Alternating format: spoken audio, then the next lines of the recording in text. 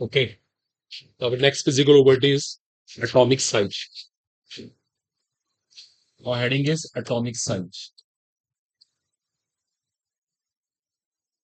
After melting point, hardness, enthalpy of atomization. Okay. Density. The next is called atomic size. अब देखो हम इसके sizes की बात करते हैं कि साइज किस तरह से होता है. ये भी एक बहुत इंपॉर्टेंट डिस्कशन है. Scandium, titanium, vanadium, chromium, manganese, iron, cobalt, निकल, कॉपर एंड जिंक. ये 3D सीरीज एलिमेंट है वेल नोन. और आपको पता है ये एलिमेंट ना एक ही पीरियड से बिलोंग करते हैं, एक ही पीरियड. ये और सब ध्यान देना सब लोग. एक बड़ी अच्छी बात है इस पीरियड इसमें.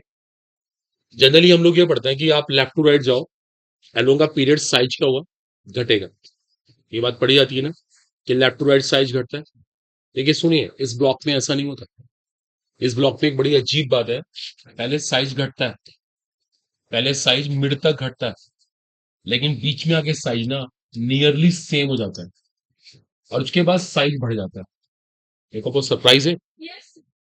सब सुन ले. पहले पहले तो साइज घटा, मिड तक साइज घटा, बीच में कांस्टेंट हुआ, बाद में बढ़ गया. ये अपने आप में डिस्कशन का मैटर बनता हुआ है. मतलब यहाँ पे क्लियरली साइज में इरेगुलरिटी है. जैसे देखा नहीं भी आपने, मेल्टिंग पॉइंट इरेगुलर था, हार्डनेस इरेगुलर थी, कोई प्रॉपर ऑर्डर बन ही नहीं सकता. ऐसे ही यहाँ पर साइज के अंदर प्रॉब्लम आ रही है. अब ये डिस्कस हम करेंगे, नोट नहीं करना अभी भी. और जो ये स्टेटमेंट बोलते हैं ना कि लेफ्ट टू राइट साइज घटता है, ये स्टेटमेंट 100% ट्रू नहीं होता. ये एक जनरल ट्रेंड है, ये फेल हो जाता है. खासकर डी ब्लॉक तो इसका बेस्ट एग्जांपल है. डी ब्लॉक में ये प्रॉब्लम है. पहले साइज एक लिमिट तक घटेगा, मिड तक घटेगा समझो, बीच में कांस्टेंट होगा और बाद में बढ़ जाएगा. दैट्स वेरी इंपॉर्टेंट है. ये एटॉमिक साइज की स्पेशलिटी है. अभी किसी को लिखना नहीं होगा, अभी कुछ कॉपी नहीं करना. एक और देखो इंपॉर्टेंट चीज है, अब इसको डिस्कस करेंगे ऐसा क्यों हो रहा है. ये तो क्लियर है, इरेगुलरिटी इन साइज. मैं अगर एटॉमिक साइज की बात पे लिख रहा हूं, इरेगुलरिटी इन साइज. जो साइज है ना वो इरेगुलर है, इरेगुलर. उसमें कोई रेगुलरिटी नहीं बनेगी. कभी डिक्रीज होना, बाद में बीच में कांस्टेंट होना, बाद में बढ़ जाना. चलो अब इसी बात पर डिबेट करते हैं. ये इरेगुलरिटी क्यों आती है. देखो क्या होता है, सबको पता है जैसे जैसे एटॉमिक नंबर बढ़ रहा होता है ना, इलेक्ट्रॉन बढ़ रहे होते हैं. इलेक्ट्रॉन बढ़ रहे होते हैं, अच्छा प्रोटॉन भी बढ़ रहे होते हैं. तो यहां तक पता क्या होता है, अट्रैक्शन, न्यूक्लियस और इलेक्ट्रॉन का अट्रैक्शन इलेक्ट्रॉन इलेक्ट्रॉन के रिपल्शन के ऊपर डोमिनेट करता है. देखो सब बच्चे यहाँ पे अटेंटिव हो जाए, बाद में कॉपी करें. यहां तक तो अट्रैक्शन रिपल्शन पे डोमिनेट करता है, लेकिन ये इलेक्ट्रॉन ना एक ही सबशेल में इंक्रीज हो रहे होते हैं. एक ही सबशेल में 3D1, 3D2, 3D3, 3D4, 3D5. Electron ना एक ही सबशेल में इंक्रीज हो रहा है. इलेक्ट्रॉन की ताकत बढ़ती जा रही है. बढ़ते बढ़ते एक ऐसा मोमेंट आएगा जब अट्रैक्शन रिपल्शन के इक्वल हो जाएगा. और जब इलेक्ट्रॉन बहुत ज्यादा हो जाएंगे ना, तो रिपल्शन अट्रैक्शन को डोमिनेट भी कर देंगे. देखो अभी लिखना नहीं, बहुत सरप्राइज है अपने आप में. आप दोबारा देखो, जैसे जैसे एटॉमिक नंबर बढ़ रहा है, प्रोटॉन्स बढ़ रहे हैं, इलेक्ट्रॉन्स भी बढ़ रहे हैं. प्रोटॉन के बढ़ने से अट्रैक्शन ज्यादा हो रहा है. देखो जहां तक तो अट्रैक्शन रिपल्शन पे डोमिनेट करता रहेगा. यहां पे अट्रैक्शन रिपल्शन नियरली सेम हो गए, नियरली सेम, लगभग बराबर. और लास्ट में आके रिपल्शन अट्रैक्शन पे डोमिनेट करिए. That is very very interesting है. देखो पता क्या होता है, यहाँ पे ना बहुत शार्प केमिस्ट्री नहीं होती, बहुत शार्पनेस नहीं है कि हम एकदम से आपको समझा रहे हैं या फिर सबके इफेक्टिव न्यूक्लियर चार्ज निकाल के दिखाएं. Time wastage. इस तरह की चीजें हमारे सिलेबस में है ही नहीं. इन रिजल्ट्स को भी मेमोराइज करना पड़ेगा. और ये बात जो तो हम लोग पढ़ते हैं ना कि लेफ्ट टू राइट साइज घटता है, ये रॉन्ग है. ये जनरल ट्रेंड है. डी ब्लॉक इसका बेस्ट एग्जांपल है. यहाँ पे ये ट्रेंड फेल है. लेफ्ट टू राइट कहां पे साइज घट रहा है, यहां तक साइज घटा, बीच में कांस्टेंट हो गया, बाद में बढ़ गया.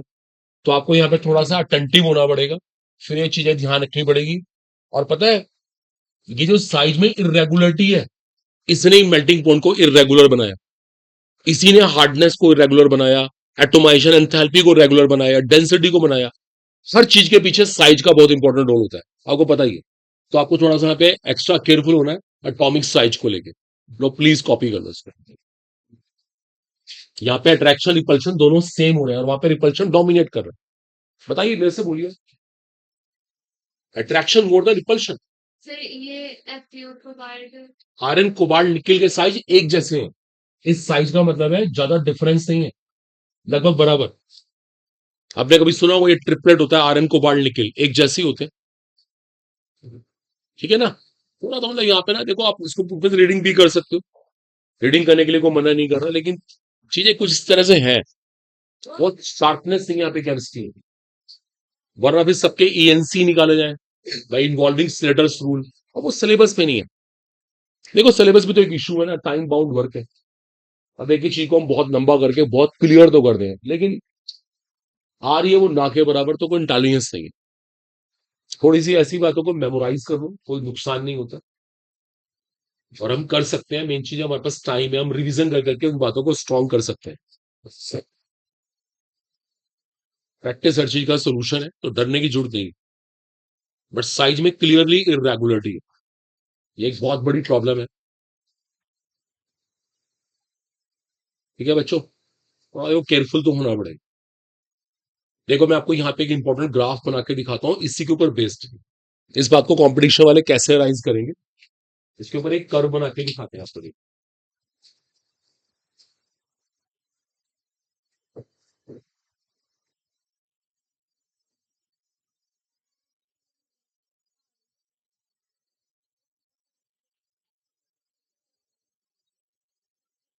चलिए स्टूडेंट्स एग्री, कोई डाउट तो नहीं आता। देखो इसके ऊपर एक कर्व बना के दिखाते हैं आपको, जैसे मैटर ऑफ चार्ज, इसको रब नहीं कर रहा हूँ, यहीं पर है ये। देखो सपोज टू भी किसी ने आपसे बोला कि एटॉमिक साइज और एटॉमिक नंबर में एक कर्व बनाइए। देखो आपको दिखाते हैं कैसे कर्व बनेगा। देखो आपने देखा ध्यान से, जैसे जैसे एटॉमिक नंबर बढ़ रहा था, साइज क्या हो रहा था, छोटा। देखो देखो देखो, मैं इसको ऐसे बनाता हूँ। सपोज करो स्कैंडिंग यहाँ बैठा हुआ है, देखो साइज घटने लग गया। देखो साइज घटता जा रहा है, एटॉमिक नंबर बढ़ने से साइज घट रहा है, लेकिन बीच में क्या हो रहा है, नियरली क्या हो रहा है, कांस्टेंट, और बाद में क्या हो रहा है, बढ़ रहा है। बोलो ये बात क्लियर हुई। कॉम्पिटिशन वाले इसको ऐसे दिखा देंगे, वो बोलेंगे हमने एटॉमिक साइज एटॉमिक नंबर में ग्राफ बनाया, चारों में से कौन सा ग्राफ करेक्ट है। वो इसी के अंदर चार केसेस बना देंगे। हमारे पास बस कॉन्सेप्ट क्लियर होना चाहिए। अगर हमारे दिमाग में बात बैठी हुई है कि साइज मैग्नीज तक घटता है, बीच में कांस्टेंट होता है और बाद में बढ़ जाता है, तो हम आराम से ग्राफ को समझ सकते हैं। हो सकता है वो ग्राफ, अब बनाइएगा नहीं, टाइम नहीं वेस्ट करना, कोई ऐसे बना के दिखा दे, हो सकता है वो ऐसे बना के दिखा दे, तो हम ग्राफ को पढ़ के समझ भी आएंगे क्या कहना चाहते हैं। तो ये वाला मोस्ट सुटेबल ग्राफ है। पहले साइज घटना, बीच में नीचे कांस्टेंट होना और बाद में बढ़ना, it's a very very important thing है। कोई चाहता तो बना ले एज यू लाइक। ये एटॉमिक साइज और एटॉमिक नंबर के बीच में कर्व है, 3D सीरीज एलिमेंट्स के लिए, 3D सीरीज एलिमेंट्स के लिए। ठीक है बच्चों, तो डाउट नहीं होना चाहिए। तो ये हमने फिनिश कर दिया। और एटॉमिक साइज में इरेगुलरिटी है, it's a very very important thing. देखो एटॉमिक साइज कहीं से भी रेगुलर नहीं, इरेगुलरिटी, अनियमितता जिसको बोलते हैं ना हिंदी में, वो प्रॉब्लम आ रही है। चलिए इसके बाद अगला टॉपिक शुरू करते हैं, इसको रब कर रहा हूं मैं अब। इसके बाद नेक्स्ट प्रॉपर्टी है हमारी, the next property is called, that's a very very important topic. देखो आज का सबसे इंपॉर्टेंट हेडिंग होगा इलेक्ट्रोड पोटेंशियल। इलेक्ट्रोड पोटेंशियल, देखो ये आज का सबसे इंपॉर्टेंट हेडिंग है हमारा। अगर इसको हमने ढंग से समझ लिया ना, बहुत हेल्प मिलेगी हम। हिंदी नोट कीजिए प्लीज, बोलो मत। इसको इलेक्ट्रोड विभव कहते हैं, विभव। ये वैसे इलेक्ट्रोकेमिस्ट्री का पार्ट है, फिजिकल केमिस्ट्री, लेकिन इसका रोल होता है इस चैप्टर में, इसे हम डिस्कस कर लेते हैं। इलेक्ट्रोड पोटेंशियल, हिंदी में कहते हैं इलेक्ट्रोड विभव। ठीक है बच्चों, चलिए अटेंशन पे करिए सब लोग। देखो आप सबने भी कभी बुक्स में देखा होगा, देखो अब नोट मत करना, कुछ चीजें समझानी होगी मैं लिखवा दूंगा। आप कभी बुक्स में देखना, खासकर एक चैप्टर देख लेना, चाहे वो इलेक्ट्रोकेमिस्ट्री देख लेना, आपको ऐसे ना कुछ केसेस लिखे मिलेंगे, और इनके कोरिस्पॉन्डिंग ना पोटेंशियल होंगे, पोटेंशियल। देखो कुछ आपको यहाँ पोटेंशियल मिलेंगे, जैसे मान लेते हैं ये पोटेंशियल 1.2 वोल्ट है, ये पोटेंशियल 1.8 वोल्ट है, ये 2.1 वोल्ट है, ऐसे ही मान लेते हैं। ठीक है, और डजेंट मैटर ये कि आपका माइनस में हो, ये प्लस में हो, ये माइनस में हो, ऐसे लिखा मिल सकता है। अभी वो लिखिए ना, बिल्कुल मत लिखिए। अब मुझे पहले एक बात का आंसर दीजिए, क्या चीज है, व्हाट इज दीज, ये वैल्यूज क्या है। जो लोग पोटेंशियल तो है, कौन से वाले पोटेंशियल। हाँ देखो देखो, सही बोला, नहीं बोला, रिडक्शन पोटेंशियल है, हिंदी में कहते हैं अपचन विभव। देखो कैसे पता लग रहा है रिडक्शन पोटेंशियल है। आप देखो यहाँ पे ए की स्टेट कितनी है, +2, और यहाँ पे स्टेट डाउन हो रही है, इसको रिडक्शन कहते हैं। बी की स्टेट +2 है, यहाँ पे डाउनवोल्टेज रिडक्शन है, ऐसी है रिडक्शन, इनको रिडक्शन पोटेंशियल कहते हैं, हिंदी में कहते हैं अपचन विभव, इनका हिंदी नेम होता है अपचन विभव। एक बात और है, देखो मैथ्स लगाना, ये वैल्यू प्लस में है, सबसे बड़ी वैल्यू ये है, उसके बाद ये है, तो छोटी वैल्यू ये है। सबको दिख रहा है कि किसी को पता है अगर ये वैल्यू बड़ी है तो उससे क्या पता लगता है? Oxidising agent. Who is oxidising agent? ये आप फिनिश करें। इधर रिडक्शन कर। रिडक्शन हो रहा है इसका। रिडक्शन हो रहा है इसका, ऐसा कुछ नहीं है। देखिए मैं आपको बताता हूँ, रिडक्शन पोटेंशियल क्या चीज होती है? It is a measurement of tendency, it is a measurement of tendency to be reduced. देखो आपको ये सेंटेंस समझना होगा, बड़ा इंपॉर्टेंट स्टेटमेंट है ये इस बात की मेजरमेंट है कि वो कितना रिड्यूस होना चाहता है, टेंडेंसी टू बी रिड्यूस्ड। देखो मतलब समझना आप, वो कितना अपचयित होना चाहता है। चलो पता लगाते हैं, ध्यान देना। देखो आप तीनों वैल्यू को देखो, वैल्यू सबसे बड़ी आ रही है, पता है इस वैल्यू बढ़ाने का मतलब क्या है? इसका बढ़ाने का मतलब साफ साफ है, ये जो एलिमेंट है ना हमारा, दिस इज व्हाट, ये जो बी बैठा बी, इसकी मैक्सिमम टेंडेंसी है अपने आप को रिड्यूस करने की। देखिए मैं कोई भी स्टूडेंट, इसकी मैक्सिमम टेंडेंसी है अपने आप को रिड्यूस करने की, और लीस्ट टेंडेंसी किसकी है? सी की। देखो आप पहले सेंटेंस को पढ़ो, कोई लिखे मत बिल्कुल, मैडम प्लीज यहां अटेंशन पे करिए, लिख के कोई टाइम ना वेस्ट करें, या देखो 10 बार, एक भी चीज क्लियर नहीं होगी otherwise. It is a measurement of tendency to be reduced. To be reduce का मतलब होता है रिड्यूस होना, अपचयित होना। ये अपचयित होने की टेंडेंसी की मेजरमेंट है, वो कितना होना चाहता है इस बात की मेजरमेंट है। को लिखे मत बिल्कुल भी, इसको 10 बार पढ़े, इसको पहले समझे, इसका हिंदी मीनिंग समझे कि ये किस बात की मेजरमेंट है, उसकी टेंडेंसी क्या है, to be reduce, to be reduce, that's very important. Reduce होने टेंडेंसी कितनी। अब मेरे को ये पता लगा यार ये वैल्यू सबसे बड़ी है, इसका मतलब इसकी टेंडेंसी मैक्सिमम रिड्यूस होने की है, इसकी टेंडेंसी लीस्ट रिड्यूस होने की है। देखो मेरे को साफ दिख रहा है, मैं tendency to be reduce compare कर रहा हूं, यहां से वैल्यू देख के पता लगा रहा हूं। मेरे को यह पता लग गया जो बी है उसकी मैक्सिमम टेंडेंसी है रिड्यूस होने की, और इसकी लीस्ट टेंडेंसी है रिड्यूस होने की। साफ दिख रहा है, किसी को लिखना बिल्कुल नहीं होगा अभी भी। अब एक बात और है, अगर ये रिड्यूस होना चाहता है, इसका मतलब ये कौन है? जो रिड्यूस होना चाहता है वो को ऑक्सीडाइज करेगा, इट मीन वो कौन है? Oxidising agent. मेरे को साफ दिख रहा है जो B2+ है वो सबसे अच्छा ऑक्सीडाइजिंग एजेंट है, और C2+ क्या है? सबसे बेकार ऑक्सीडाइजिंग एजेंट। देखो हमें ना इस सेंटेंस से सब कुछ पता लग जाएगा, अगर हम इस सेंटेंस को दिमाग में बिठा लेना, इससे हमें सब कुछ पता लग जाएगा। अभी एक बात और आंसर निकल के आता है, देखो ये सबकी +2 स्टेट आपको दिख रही होगी, बताओ इनमें से +2 स्टेट सबसे कम स्टेबल किसकी है? बाकी लोग, एक मिनट प्लीज, बाकी लोग भी सुने, शी इज राइट। +2 स्टेट सबसे कम स्टेबल किसकी है? उन्होंने सही आंसर दिया बी की। क्यों? क्योंकि उसकी मैक्सिमम टेंडेंसी रिड्यूस होने की। देखो अगर आपने पहली बात नहीं पकड़ी, अगली बात तो बेकार हो जाएगी। ये होता है जो क्लास में पढ़ना, बात को समझना चाहिए तब क्लियर होता है। देखो मेरे को साफ दिख रहा है कि बी की मैक्सिमम टेंडेंसी है रिड्यूस होने की। जब इसकी मैक्सिमम टेंडेंसी रिड्यूस होने की है तो इसकी ये वाली स्टेट क्या है?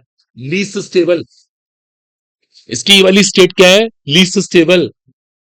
सी की सबसे कम टेंडेंसी है रिड्यूस होने की, तो सी की ये वाली स्टेट क्या है? Most stable. देखो साफ दिख रहा है, अगर मैं इस सेंटेंस को समझ लूं, बस ये सेंटेंस मुझे आ जाए तो मैं हर बात का आंसर निकालता चला जाऊंगा। रिडक्शन पोटेंशियल इस चीज को शो करता है।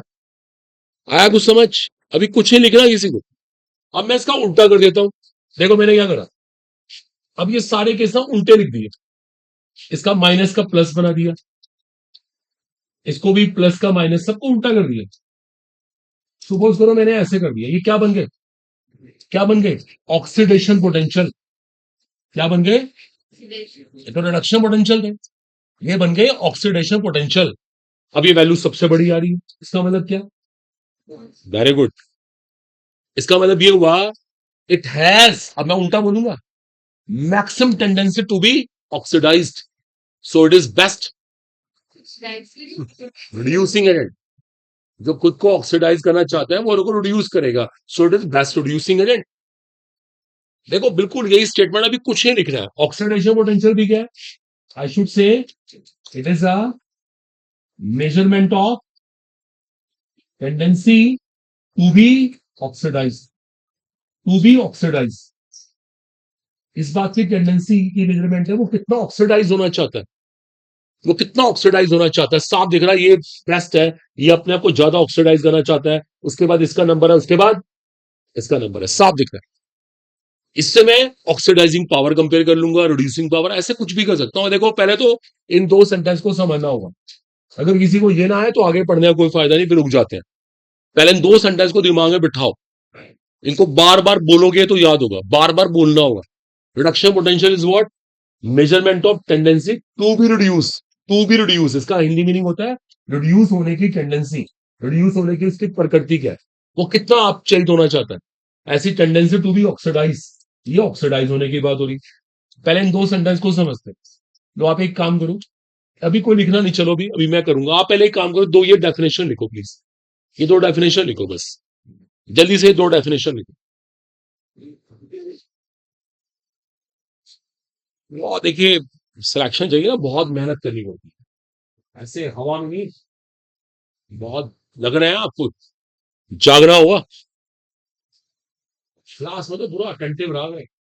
यहाँ पे कोई ये नहीं आया टाइम पास कि आपका भी इतना टाइम लग रहा है, चलो आप तो, हमारा इतना टाइम खराब हो रहा है। तो कहीं ना कहीं अब चाहते हैं फ्रूट कम से कुछ तो बच्चे सेलेक्ट हो जाए। नहीं हुआ तो क्या लगेगा, क्या फायदा। गवर्नमेंट भी लगी पड़ी है, इतना बुरा बुरा एक सिस्टम चल रहा है। मैं भी लीव लेकर यहाँ पर आया देखो, और अपने 10 काम छोड़े, तो कम से कम कुछ रिजल्ट तो मिले।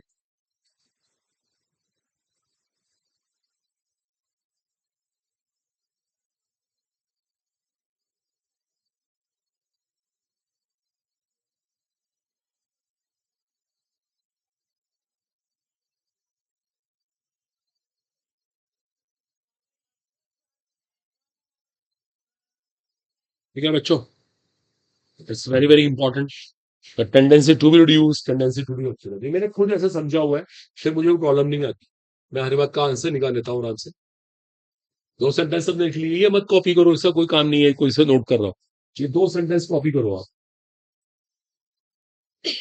ठीक है। अब आपको ये सिखाते हैं ये पोटेंशियल निकाला कैसे जाता है। इसको निकालते कैसे हैं, देखो इसके अंदर थोड़ी सी फिजिकल केमिस्ट्री लगेगी। चलो अब इसको हटा दे, बस दो सेंटेंस लिखने और कुछ भी नहीं करना था, तो हटा देते हैं इसको। अब देखिए आपको सिखाते हैं ये पोटेंशियल निकाला कैसे जाता है। देखो इसको निकालने में थोड़ी सी इलेक्ट्रोकेमिस्ट्री लगती है। देखो पहली बात, कोई भी जो मेटल होती है ना, मेटल वो सॉलिड स्टेट में होती है, ठोस। मेटल सॉलिड स्टेट में होती है। कोई भी किसी को रिड्यूस या ऑक्सीडाइज सॉलिड स्टेट में नहीं करता। पहले उसको क्या करना होता है, अपने आप को गैसेस स्टेट में लाना पड़ता है। लिखो मत कोई भी अभी। गैसेस स्टेट के बाद वो अपने आप को आयोनाइज करता है, और आयोनाइज करने के बाद फिर उसका हाइड्रेशन होता है। अभी अभी फील आएगी, देखो मैं क्या कहना चाहता हूँ। देखिए आप घर में कुछ भी काम करिए, हर काम को करने के ना स्टेप्स होते हैं, स्टेप्स। आप घर में खाना ही बना रहे हैं, तो खाना ये नहीं कि एक स्टेप में आपने सब्जी ली और काटी और बन गया, स्टेप्स है उसके लिए। First step, second step, third step, ऐसे यहाँ पे स्टेप बाय स्टेप वर्क है। कोई मेटल किसी को रिड्यूस करने जा रही है तो कैसे करेगी, पहले वो अपने आप को सब्लाइम करेगी, सब्लाइम, इसको सब्लिमेशन कहते हैं। ये एंडोथर्मिक प्रोसेस है। फिर वो अपने आप को आयनाइज करेगी, ये भी एंडोथर्मिक प्रोसेस है। और उसके बाद उसका हाइड्रेशन होता है, लास्ट स्टेप को हाइड्रेशन कहते हैं। ये होता है एक्सोथर्मिक प्रोसेस। देखो ये तीन स्टेप प्ले करते हैं, ये इलेक्ट्रोकेमिस्ट्री सिखाती है।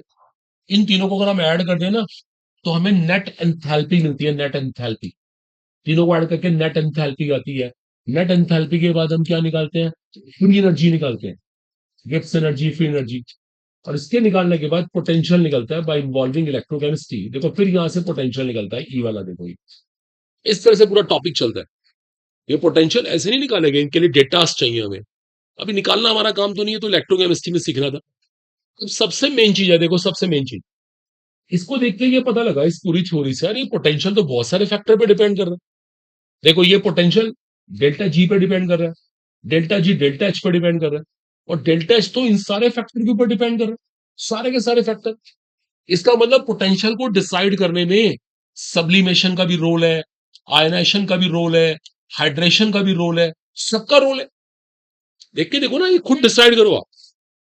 एक चीज के ऊपर डिपेंड नहीं करेगी, ये फैक्टर हो गया। सब्लिमेशन का भी रोल है, आयनाइजेशन का भी रोल है, हाइड्रेशन का भी रोल है। अब कोई आप में से ऐसी प्रिडिक्शन करेगा, एक तुक्का मारे, चाहे रैंडम शॉट है, इन तीनों में सबसे इंपॉर्टेंट स्टेप कौन सा है? हाइड्रेशन, सब्लिमेशन सब्लिमेशन होना चाहिए। चलो कोई बात नहीं, कोई बात नहीं। Why is hydration most important को बोलने दो। Why is hydration most important? Transparency gas उसको जरूरत है सब्लिमेशन नहीं, पहले से गैस तो कोई भी नहीं। एक मिनट प्लीज मैम, एक मिनट सुनिए। पहले से गैस कौन है? सारी मेटल्स है ना। मेटल सोलिड स्टेट में होती है, पहले से गैस कोई भी नहीं है, लिक्विड स्टेट हो सकती है एट मोस्ट, तो भी एक केस है। तो सॉरी, ये तो कोई बात जची नहीं। आप बताइए क्या कह रही थी? ये तो हेल्थिंग पॉइंट है, वो इतना हाई है तो इन्हें गैस स्टेट में लाने के लिए बहुत ज्यादा एनर्जी देनी पड़ती sublimation is most important. Melting point अलग चीज थी, सब्लिमेशन क्यों हाइड्रेशन इंपॉर्टेंट?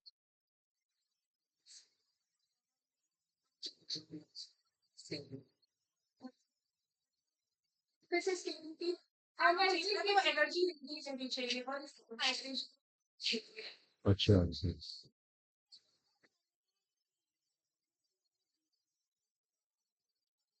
नहीं, अभी अभी देखो, मेरा क्वेश्चन बहुत अलग था। चलो, एक दो बच्चों ने बोला है, कुछ आसपास आंसर दिया।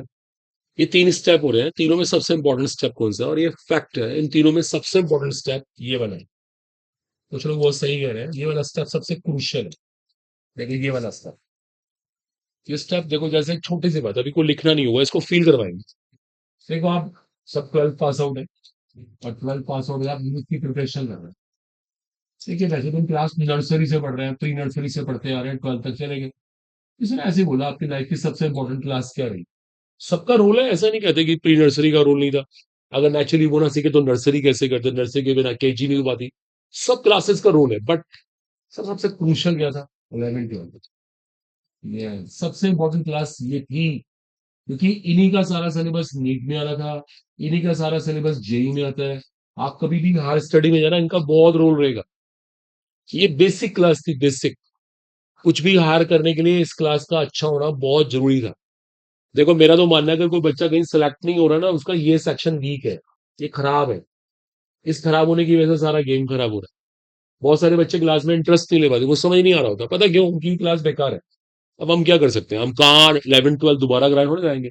तो कहने का मतलब होता है, ये सारा गेम यहाँ से है, सारा फाउंडेशन यहाँ से। एग्जैक्टली पता है यहाँ पे सबसे इंपॉर्टेंट चीज क्या है? वो है ये वाला स्टेप। बात तो सही कह रहे हैं काफी लोग, इसका बहुत इंपॉर्टेंट रोल है। किसी को पता है इसका इतना इंपॉर्टेंट रोल क्यों है? एक बच्चे ने बहुत सही बोला भी था। पता क्या हो रहा है? ये एंडोथर्मिक है, एनर्जी कंज्यूमिंग, ये भी एनर्जी कंज्यूमिंग। यहाँ पे ना एनर्जी मिलेगी, यहाँ पे एनर्जी मिलेगी। स्टेप, ये प्रोसेस कितना अच्छा होगा, कितना बेकार होगा, वो इसके ऊपर डिपेंड करेगा। बिकॉज यहां से एनर्जी मिलेगी, और यहां से एनर्जी निकलने से क्या आएगी? स्टेबिलिटी आएगी। एक बच्चे ने बहुत सही बोला था, इससे स्टेबिलिटी आ रही है। ये देखिए देखिए, अभी ना, अभी भी ये रियलाइज नहीं हुआ। और देखिए प्लीज, अभी आप छोड़ो इसको भी। आप ना एक बिजनेस कर, देखो बिजनेस में क्या होता है? बिजनेस में पहले इन्वेस्टमेंट होता है। मान लीजिए आप एक डॉक्टर ही हैं, आपने आपने क्लिनिक बनाया। वैसे क्लिनिक बनाने में पहले आपको बहुत सारे पैसे खर्च करने पड़ेंगे। स्टाफ रखा, स्टाफ को बहुत सारे पैसे देने पड़ेंगे। देखो ये सारे खर्चे तो अपने पास से करने पड़ेंगे ना, थोड़ा कि ये क्लिनिक ऐसे फ्री बन जाएगा। हर जगह पैसे लगते हैं, पैसे लगते हैं। अब सबसे इंपॉर्टेंट है, आपके पेशेंट्स आने लगे। अगर आपके पेशेंट्स आ रहे हैं, आपको अच्छी खासी इनकम होने लगी, तो आप बोलोगे कोई बात नहीं, मेरे ये स्टेप कोई दिक्कत नहीं है, मैं आराम से इनके पैसे पूरे कर लूंगा। 1 साल में, 2 साल में मैं सब पैसे निकाल, क्योंकि आपके पास पेशेंट्स आने लगे। और अगर पेशेंट ना आए तो क्या हुआ? सारा गेम खराब। ये सारे पैसे देखो आप पूरे ही नहीं कर पा रहे। अब महसूस करो ये स्टेप कितना इंपॉर्टेंट है, पेशेंट्स का आना। अगर किसी डॉक्टर के पास पेशेंट ही नहीं आया, तो डॉक्टर क्या बोलेगा? मैं तो सारा लॉस में जा रहा हूं, मैं कहां से पैसे पूरे करूं? तो जैसे उसके लिए ये स्टेप बड़ा इंपॉर्टेंट है, ऐसे यहां सारा स्टेप, ये रोल ही इसका है। ये है सबसे क्रूशियल स्टेप, क्योंकि ये ना, ये स्टेबलाइज कर रहा है। ये स्टेप कैसा है? एक्सोथर्मिक। बाकी तो एंडोथर्मिक है। जैसे और छोड़ो, लिख लिख अभी और देखते हैं, एक सेकंड।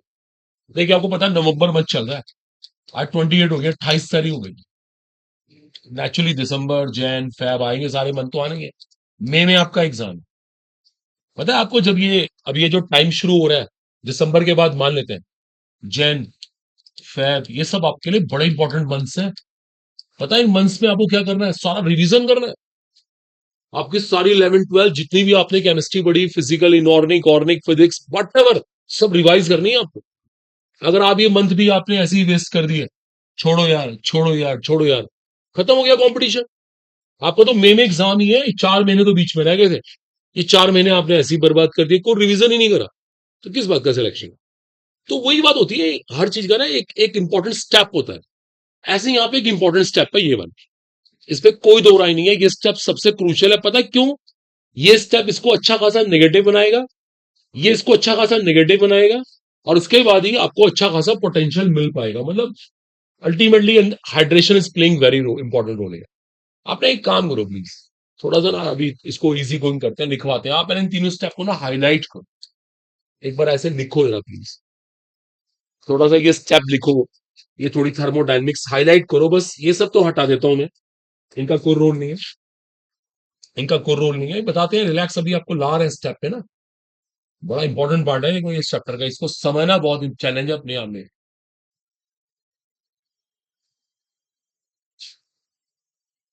आगे सब हटा देते हैं, जो काम की बातें लिखो, इसको जरा हाईलाइट करो। मैं फिर सबको आता हूँ, लिखवाता हूँ अपने वर्ड्स में ना, राइट डाउन।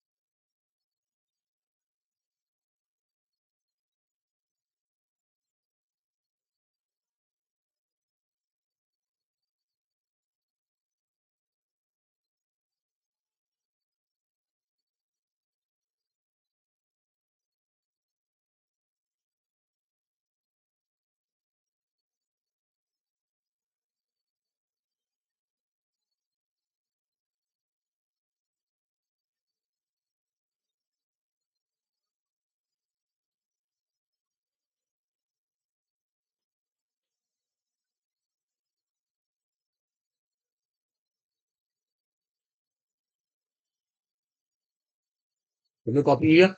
देखो एक इंपॉर्टेंट लाइन,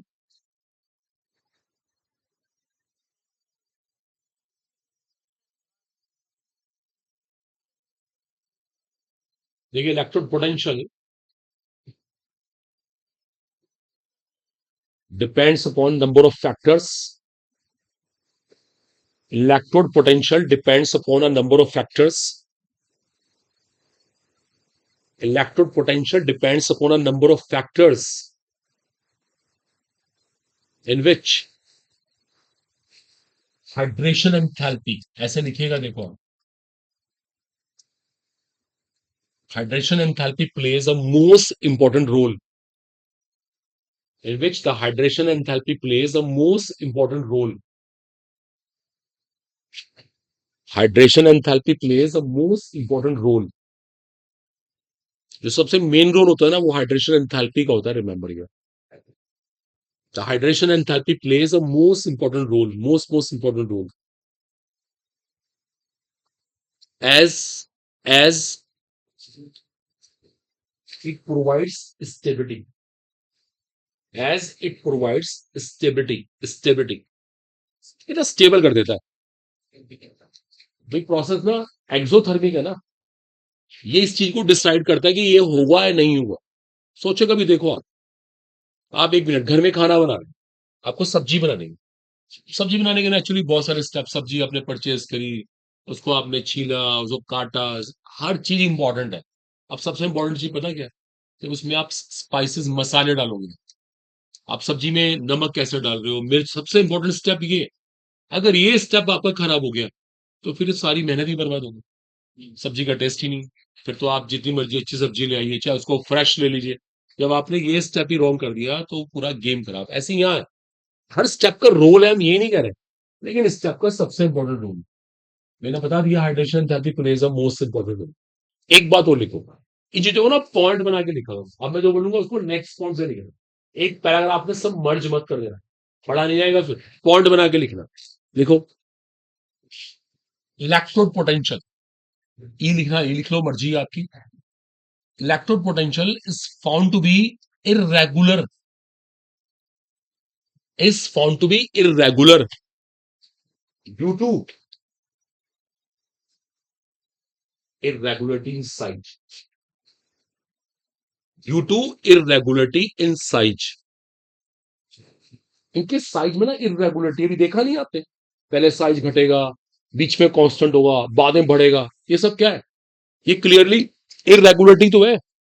देखो साइज में इरेगुलरिटी आ रही, अब अगर साइज में इरेगुलरिटी आएगी तो पोटेंशियल में तो इरेगुलरिटी अपने आप आएगी।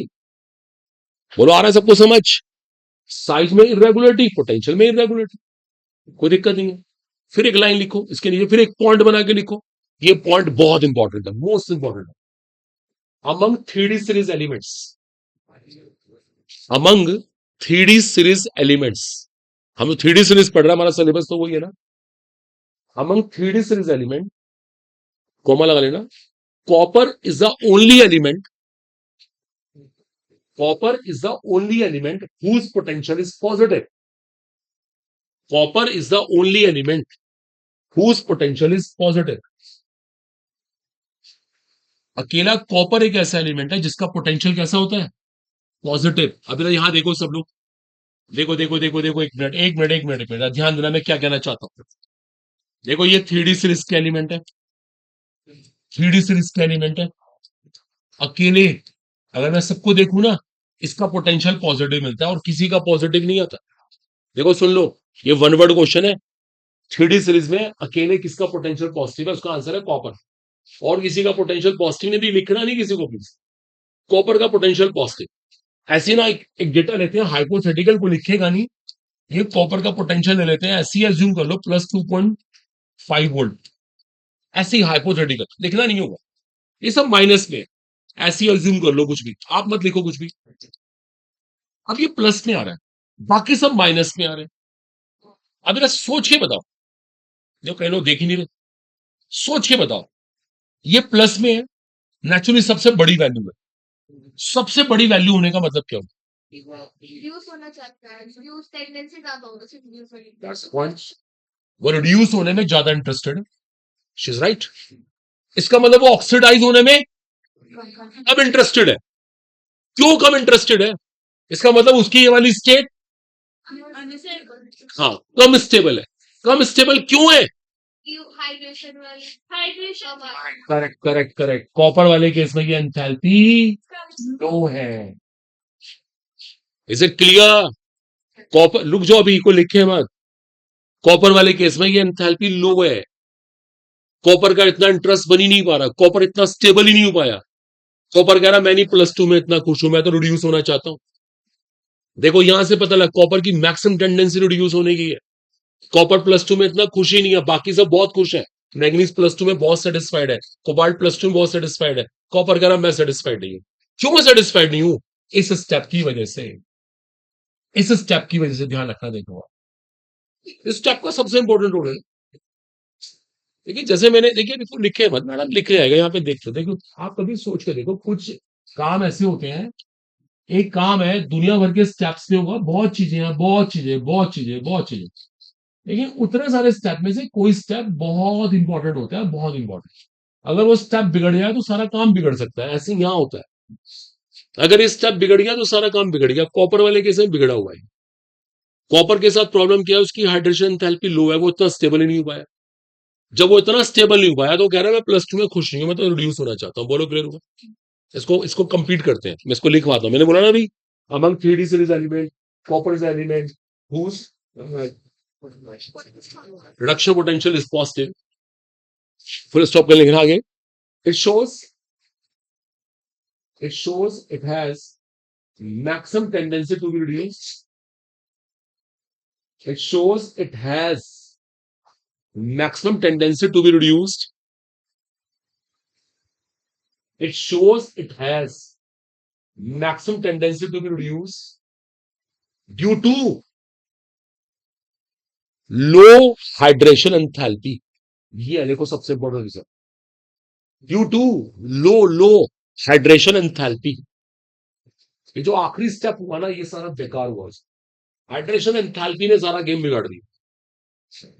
वही ना, किसी बच्चे की 11th 12th बहुत अच्छी है तो बहुत आसान है लाइफ में कुछ बनना। 11th 12th बर्बाद हो गई, सारा स्टडी से इंटरेस्ट ही खत्म हो गया। उसके बाद आप किसी डिग्री कॉलेज में चले गए तो वहां पे और बुरा हाल मिला। तो वो 11th 12th ने सारा गेम बिगाड़ दिया। तो ये एग्जैक्टली यहाँ पर होता है। तो हमारे लिए सबसे इंपॉर्टेंट स्टेप ये, बोलो क्लियर हुआ?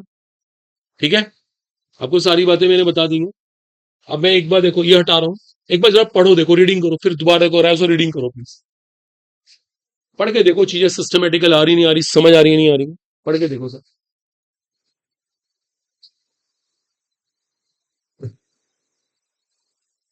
रीडिंग करिए एक बार जरा देखिए।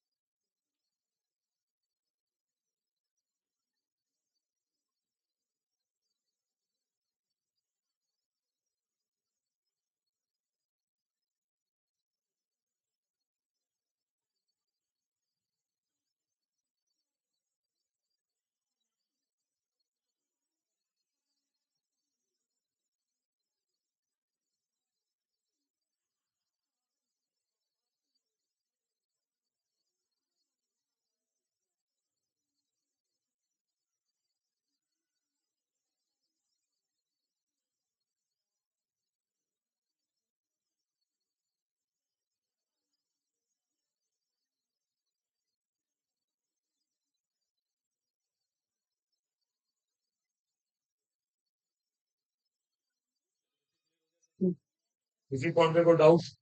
तो किसका पोटेंशियल पॉजिटिव का पता लग गया है ना? इसमें कोई कंफ्यूजन नहीं होना चाहिए। कॉपर का पोटेंशियल पॉजिटिव क्यों है ये भी डिसाइड हो गया। और इसमें सबसे इंपॉर्टेंट स्टेप क्या है, क्या था मैंने आपसे भी, हाइड्रेशन एंड थैल्पी। क्योंकि उस स्टेप से क्या आ रही है, उस स्टेप से क्या आ रही है, स्टेबिलिटी आ रही है। वो स्टेप एनर्जी लूज करवा रहा है, वो स्टेबल कर रहा है। ठीक है, अब देखिए एक काम और करिएगा यहाँ से ना, एक चीज और मेंशन करना, ये तो फिर बुक से बताना पड़ेगा।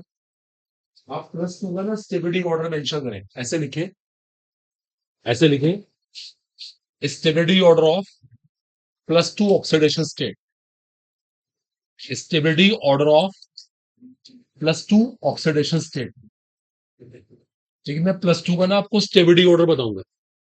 ओके, ये ऑर्डर आप लर्न कर लेना। और देखो बिल्कुल है तो चीजें एनसीईआरटी से, लेकिन ये रिजल्ट सबको मेमोराइज होने चाहिए। देखो प्लस टू का स्टेबिलिटी ऑर्डर क्या आ रहा है, देखो बताते हैं प्लस टू स्टेट किसकी मोस्ट स्टेबल है, टाइटेनियम। देखो ये ऑर्डर लर्न कर लीजिएगा, टाइटेनियम के बाद है वेनेडियम और मैग्नीज, दोनों बराबर है। उसके बाद अगर हम प्लस टू की बात करें, दैट्स स्पेशली क्रोमियम, क्रोमियम, ठीक है। इस तरह से आपको थोड़ा सा ना, क्रोमियम से पहले यहाँ पे जिंक है, जिंक, देखो जिंक की प्लस टू स्टेट स्टेबल है। उसके बाद फिर और चीजें मिलेंगी, लास्ट में पता कौन आता है, सबसे लास्ट में बताओ कौन आएगा, अभी कहा था मैंने आपसे कॉपर, वेल्ड, कॉपर सबसे लास्ट में आएगा। कॉपर की तो प्लस टू स्टेट बिल्कुल भी स्टेबल नहीं, अभी वो डिसाइड होगा। ऐसे ही बनाते हैं stability order of plus three state, plus three का ऑर्डर बनाते हैं। देखो प्लस थ्री स्टेट जो मोस्ट स्टेबल है ना, दैट्स ऑफ, नहीं दैट्स ऑफ क्रोमियम, क्रोमियम, ये मैं आपको थ्योरी में भी समझा दूंगा भाई। क्रोमियम के बाद है, अगर हम प्लस थ्री की बात करें, टाइटेनियम, टाइटेनियम, टाइटेनियम की प्लस टू तो मोस्ट स्टेबल है, नहीं क्रोमियम के बाद टाइटेनियम नहीं, हाँ titanium, then we have vanadium. ये मतलब थोड़ा सा ना एक्सपेरिमेंटल है, ये एक्सपेरिमेंटल है, ठीक है। आप ये तीन भी एलिमेंट लिखेंगे चलेगा, मेंशन कर ले, क्रोमियम, टाइटेनियम, वेनेडियम, थोड़ा सा इसको दिमाग में सेट करना। सीटीवी ऐसे कर देना, सीटीवी ऐसे ट्रिक बना लेना, याद रहेगा। इसमें टीवीएम, टीवीएम जेड कर देना, टीवीएम, इससे आपको बहुत हेल्प मिलेगी। और कॉपर की plus two state least stable है, इससे भी काफी हेल्प मिलती है। It is clear to you, तो आपको हमेशा याद रहना चाहिए, ये ऑर्डर मेंशन करें, बात मत करो, बात नोट करो इसको प्लीज।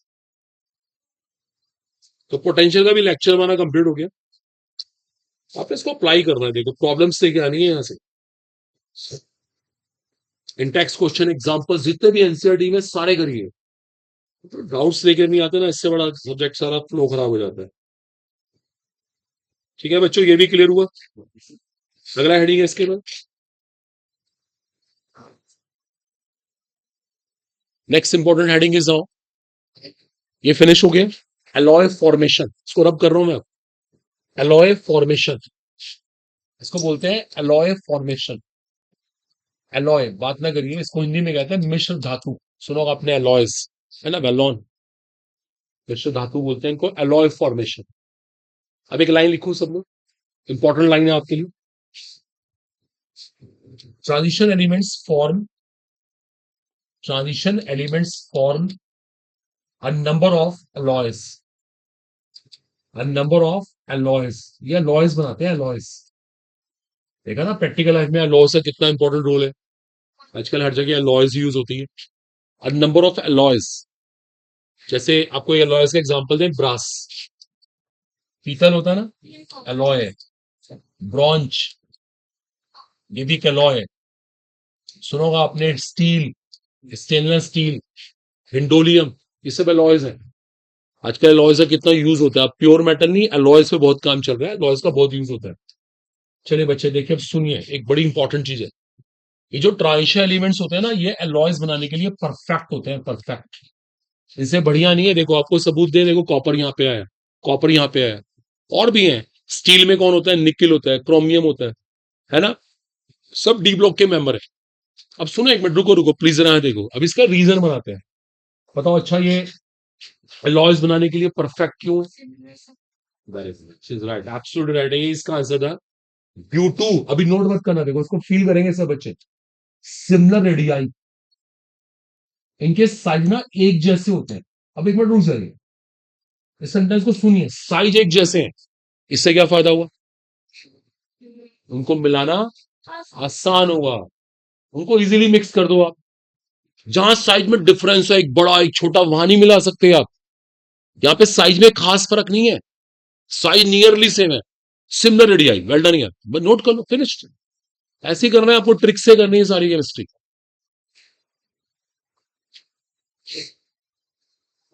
ठीक है स्टूडेंट्स, कोई कंफ्यूजन नहीं होना चाहिए।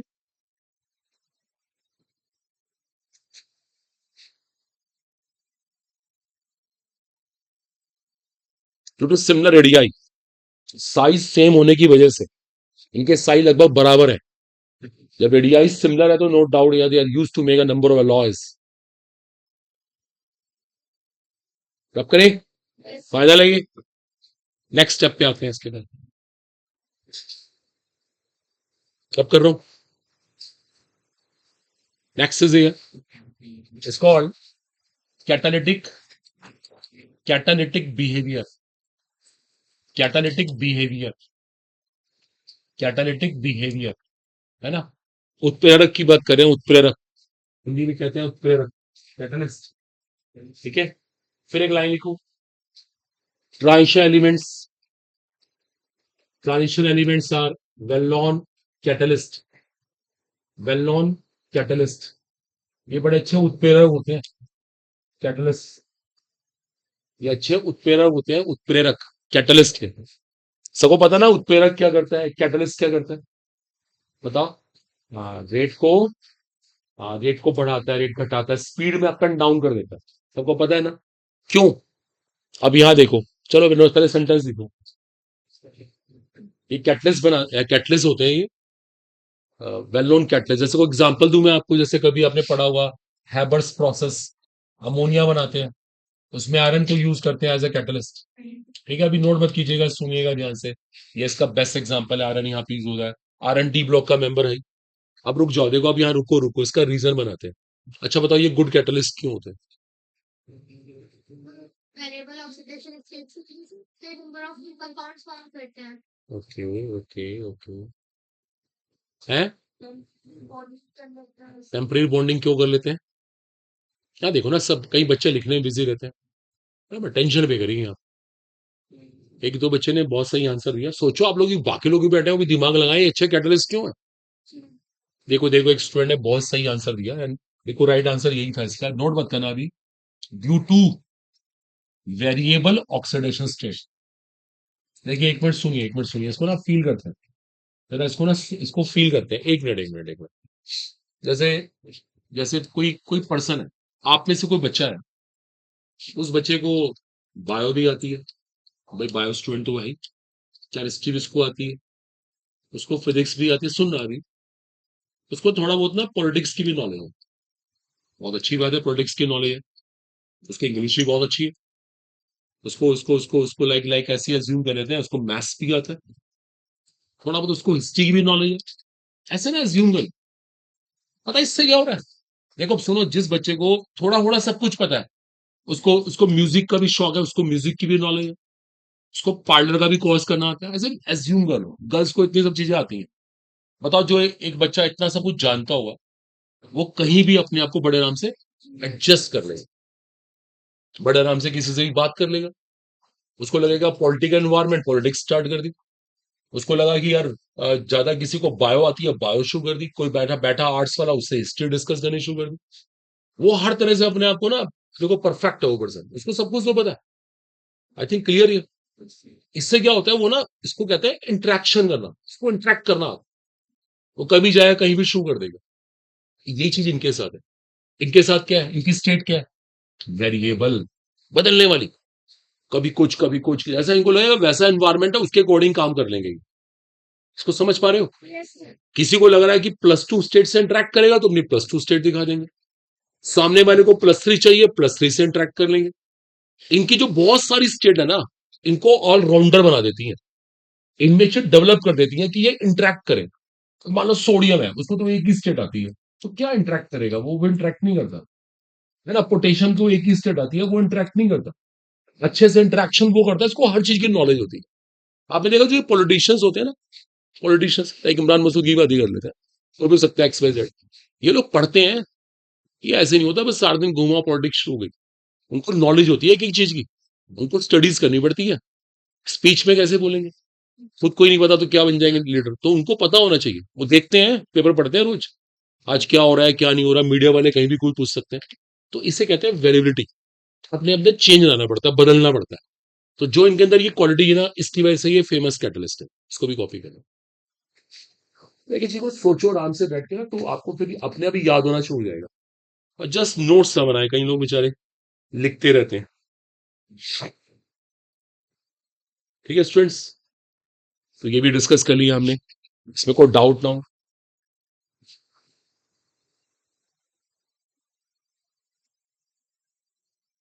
स्टूडेंट्स बोलना नहीं है, ठीक है? ओके,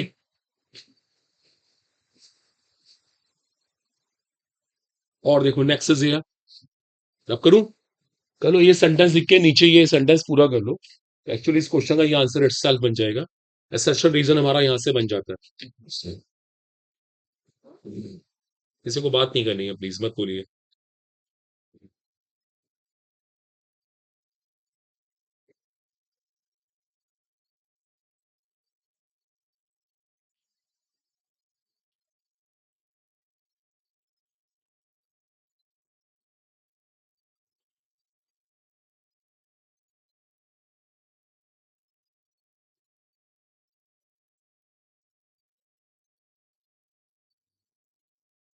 कि next one heading is that is termed as is called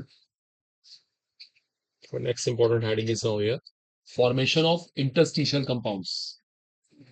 Formation of interstitial compounds.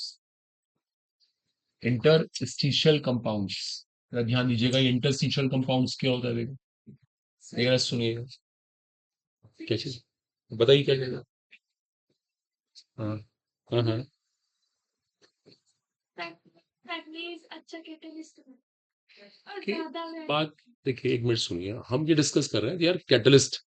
अब उनमें से बेटर कैटलिस्ट कौन है, इसके ऊपर कमेंट करना बहुत टफ होगा ना। एक लेकिन ऐसे बहुत देखिए बात मान लेते हैं, उसकी बहुत सारी स्टेट्स हैं, उसके अंदर ये काम करने की ज्यादा अच्छी एफिशिएंसी होगी, ये कहना चाहती है ना आप?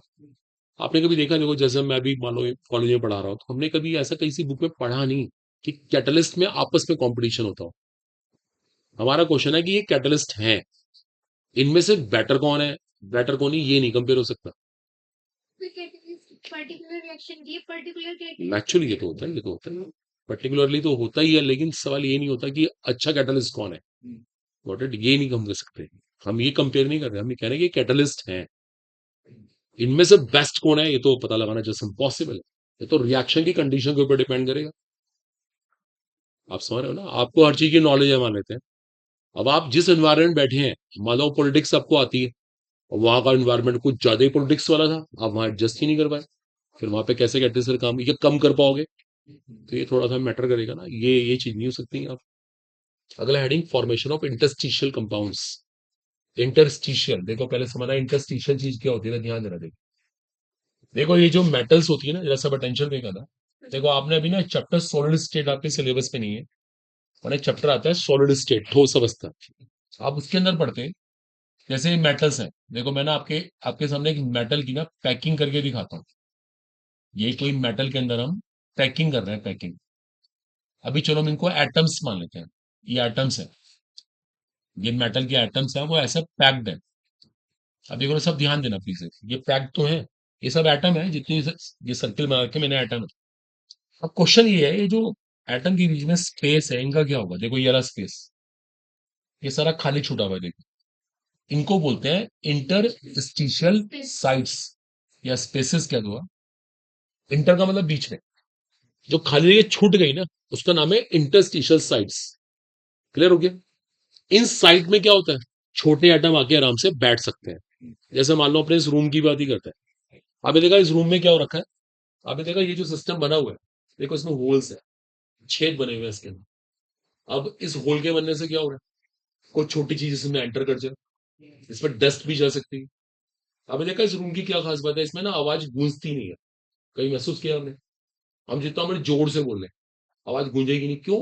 ये इसको बनाया ऐसे गया, साउंड प्रूफ है ये। इसमें आवाज है ना, वो अंदर चली जाती है, अंदर जाके ट्रैप हो जाती है, जाके अंदर फंस गई, वो वेव्स बाहर ही निकल नहीं पा रही है, इसे आवाज गूंजती नहीं। हाँ अगर ये प्लेन होता तो शायद आवाज गूंज जाती। तो ये कॉन्सेप्ट है एग्जैक्टली यहाँ पर है। पता क्या होता है, ये जो गैप है ना, गैप, इसमें छोटे छोटे एटम, स्मॉलर एटम आके फंस सकते हैं। जैसे कार्बन के एटम, हाइड्रोजन के एटम, नाइट्रोजन के एटम, उनको फंसा दो आप, वो आके फंस जाते हैं। जब छोटे एटम आके यहाँ फंसते हैं ना, सुनो पहले ध्यान से, जब छोटे एटम आके यहाँ फंसते हैं, तो जो कंपाउंड बनते हैं उन्हें हम क्या कहते हैं? Interstitial compounds. क्या कहते हैं उनको? Interstitial compounds. उसके लिए परफेक्ट है, छोटे एटम को फंसा लेते हैं अपने अंदर, and they form interstitial compounds. बोलो क्लियर हुआ? ठीक है? अभी कोई लिखेगा नहीं, लिखेगा नहीं कोई, अब ये कंपाउंड बन गए, इन कंपाउंड के बनने से क्या होता है चलो देखते हैं। पहले एक सेंटेंस लिखो, पहले आप लिखो, due to presence of due to presence of interstitial sites due to presence of interstitial sites sites smaller atoms can be trapped in these sites. Trapped means फंसाना होता है, trapped फंसा लिया हमने. Smaller atom can be trapped in these sites. आ रहा है सबको समझ? Smaller atom trap हो सकते हैं, छोटे एटम फंस सकते हैं इसके अंदर. ओके, क्लियर हो गया? एक बात तो लिखिएगा, such compounds are neither ionic nor covalent. Neither typically ionic कर देना, नीदर टिपिकली आयनिक. टिपिकली का मतलब होता है ना तो पूरी तरीके से आयनिक हो पा रहे हैं, ना पूरी तरीके से क्या हो पा रहे हैं, कोवलेंट हो पा रहे हैं. नीदर टिपिकली आयनिक नोर कोवलेंट, ना तो वो 100% आयनिक है, ना वो 100% कोवलेंट है. क्लियर हो रहा है? देखो मैं आपको कुछ फॉर्मुले लिखवाता हूँ, है तो देखो एनसीईआरटी से एग्जैक्टली. ये फॉर्मुले देखो, आपको समझ के देख पता भी लग जाएगा. देखो ऐसे ये फॉर्मुला है Mn4n. इनमें कोई वैलेंसी सिस्टम नहीं फॉलो होता. अगर आप देखोगे इनके अंदर कोई वैलेंसी सिस्टम नहीं फॉलो हो रहा है. वैलेंसी का तो कॉन्सेप्ट ही नहीं है. भाई वैलेंसी सिस्टम क्यों नहीं फॉलो हो रहा बताओ? अच्छा, बिकॉज ना तो ये पूरी तरीके से आयनिक है, ना पूरी तरीके से कोवलेंट है. बस छोटे एटम आके फंस गए, छोटे एटम के फंसने से ये कंपाउंड बने. तो जरा नोट कर लो प्लीज, ये एग्जांपल लिख लो, Mn4n Fe3H VH0.56. ऐसे होते हैं इनके फॉर्मूले. इसका मतलब ये क्या है, नॉन स्टोइकोमेट्रिक है. जहां पे रेशो होल नंबर ना हो उसको नॉन स्टोइकोमेट्रिक कहते हैं. और स्टोइकोमेट्रिक एक्चुअली सारे होल भरे ही नहीं है, सारे होल नहीं भरे, कुछ होल ट्रैप्ड हुए. हाँ जी, इनका यूज, इनकी प्रॉपर्टी है, बताते हैं इनका यूज क्या होता है. इससे मेटल में हार्डनेस हो जाती है. जैसे मान लो ये देखो आपके सामने ये होल बने हुए. अभी कोई इसमें कोई मेट्रो चार्ज को स्टूडेंट या भी कोई कंपस से इसको होल बना के इसको तोड़ दे या कुछ भी है, अभी आप ये सारे होल बंद कर दो, ये बिल्कुल स्ट्रॉन्ग हो जाएगा, इसमें स्ट्रेंथ हो जाएगा. अभी बताते हैं इसका यूज क्या होता है. इसका यूज इंजीनियरिंग में मिलेगा, बताते हैं आप. अब लिखो आप, अब लिखो एक बड़ी इंपॉर्टेंट बात, इनकी बात का आंसर मिलने वाला है. लिखो एक बड़ी इंपॉर्टेंट चीज है, सच कंपाउंड्स. अब मैं इन कंपाउंड्स की बात ही कर रहा हूं. Such compounds have high melting points. Such compounds have high melting points than those of pure metals. Such compounds have high melting points than those of pure metals. इनके मेल्टिंग पॉइंट बहुत ज्यादा होते हैं than those of pure metals. Such compounds are chemically inert. एक sentence देखो अगले वाला, such compounds are chemically inert.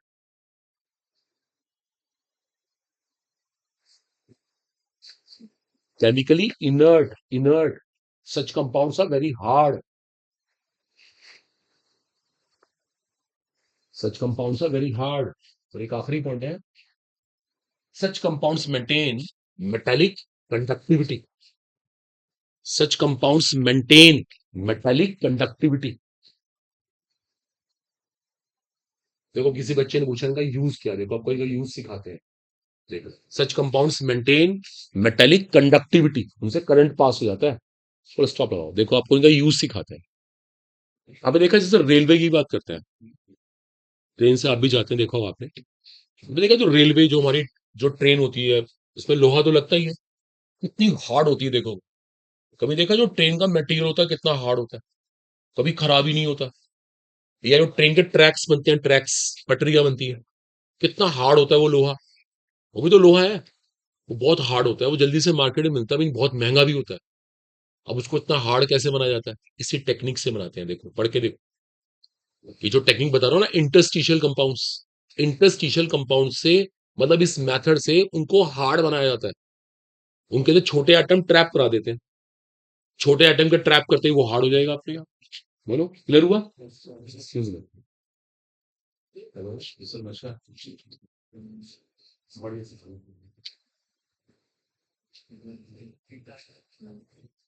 ठीक है सर ठीक है सर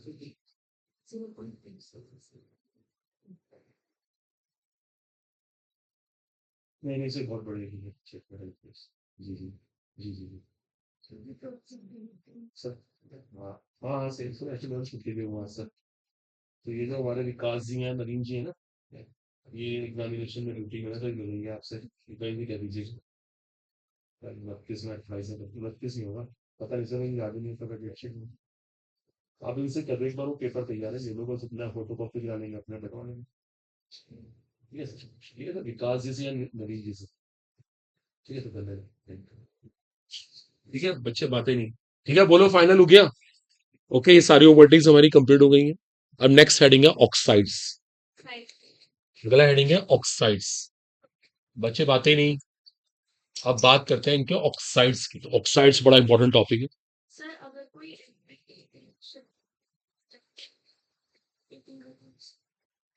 क्या हो सकता है उससे के लिए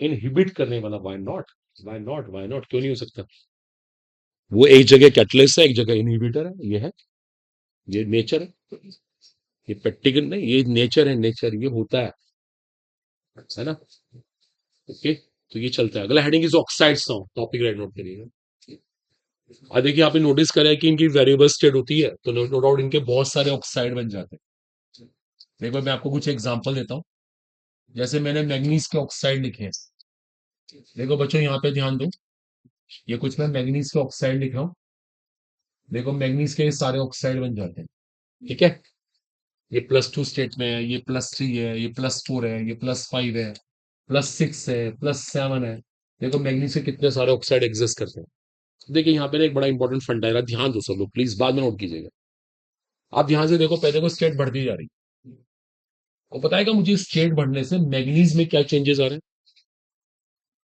ये स्टेट बढ़ने से मैग्नीज में क्या चेंजेस आ रहे हैं स्टेट बढ़ रही है मैग्नीज की +2 से +3 हुई +4 हुई +5 हुई इससे मैग्नीज में क्या चेंजेस आ रहे हैं oxidising nature acidity okay okay देखिए देखिए एक बच्चे ने सही बोला है पता क्या हो रहा है साइज छोटा हो रहा है मैग्नीज का मैग्नीज का साइज घट रहा है साइज घटने का मतलब है नॉन मेटेलिक करेक्टर आ रहा है और नॉन मेटेलिक करेक्टर का मतलब है एसिडिक करेक्टर बढ़ रहा है सही बोला एक बच्चे ने ये increasing order of acidic character है अभी नोट मत करना कोई बोल देना हमारे में से मोस्ट एसिडिक कौन है तो ये आखिरी वाला है क्योंकि यहाँ पे सबसे छोटा मैग्नीज है एक और बात है केमिकल बॉन्डिंग लगाओ जितना साइज छोटा हो रहा है पोलराइजिंग पावर बढ़ रही है तो कोवलेंट करेक्टर बढ़ रहा है अकॉर्डिंग टू पजांस रूल क्या बढ़ रहा है कोवलेंट करेक्टर सेल्सियोजी गुड ये कंपाउंड इसका मोस्ट कोवलेंट है ये लीस्ट कोवलेंट है एसिडिक करेक्टर ही बढ़ रहा है एक और देखो आपके लिए बहुत काम की बात बहुत ही काम की बात देखो महसूस करना सब लोग आपको पता है मैंगनीज एक मेटल है मेटल धातु मेटल की ऑक्साइड की नेचर कैसी होती है बेसिक नहीं नहीं बेसिक मैडम मेटल के ऑक्साइड बेसिक होते हैं लेकिन जैसे जैसे करेक्टर नॉन मेटालिक आने लगा बेसिक करेक्टर घटने लग गया एसिडिक बढ़ता रहा और बढ़ते बढ़ते आखिरी में इतना बढ़ गया इतना बढ़ गया इतना बढ़ गया या तो आखिरी वाला प्योरली एसिडिक ही बन जाएगा या फिर क्या बन जाएगा एम्फोटरिक उभयधर्मी ये दोनों काम करने शुरू कर देगा समझ रहे हो आप ये एनसीईआरटी में कॉन्सेप्चुअल क्वेश्चन है लोवेस्ट ऑक्सीडेशन स्टेट में कंपाउंड की नेचर कैसी होती है बेसिक लेकिन हाईएस्ट में क्या होती है एसिडिक और एम्फोटरिक समझ रहे हो आपकी करेक्ट कौन सा आ गया नॉन मेटेलिक आ रहा है नॉन मेटेलिक के आने से बढ़ता रहा बढ़ता रहा बढ़ता रहा आखिरी में वो क्या हो गया या तो वो एसिडिक बन जाएगा अम्लीय बन जाएगा या फिर आखिरी में क्या बन जाएगा एम्फोटरिक जिसे कहते हैं उभयधर्मी is it clear okay note करिए बहुत इंपॉर्टेंट पॉइंट है ये इसका जेई मेंस पे क्वेश्चन था इस बार 2024 में बहुत प्रॉब्लम आती है यहां से कुछ समय वाला टॉपिक है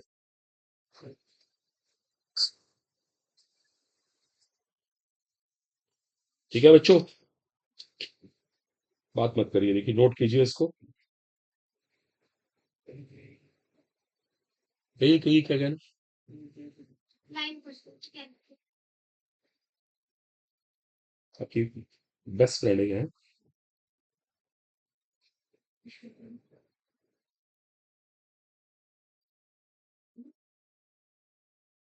दुश्मन है तो आपने रिप्लाई नहीं करा